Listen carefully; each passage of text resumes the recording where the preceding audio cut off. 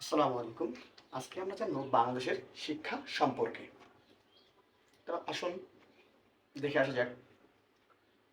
তাহলে আমাদের বাংলাদেশে সাক্ষরতার হার বিগত 7 বছরে কত পার্সেন্ট থেকে কত পার্সেন্ট হয়েছে আর কি। বিগত 7 বছরে আমাদের শিক্ষার হার হচ্ছে 74.80% থেকে 76.4%।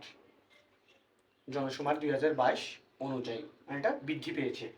74 থেকে আসছে 76, মানে এখানে একটু বৃদ্ধি পেয়েছে।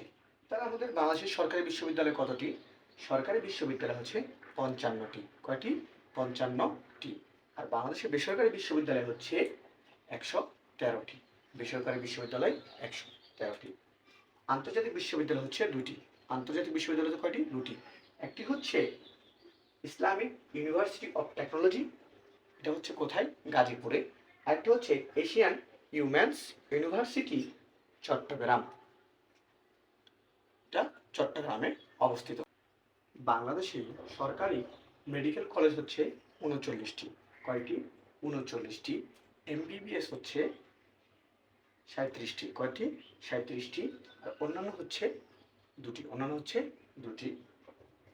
বাংলাদেশে ক্যাডেট কলেজ হচ্ছে 12টি।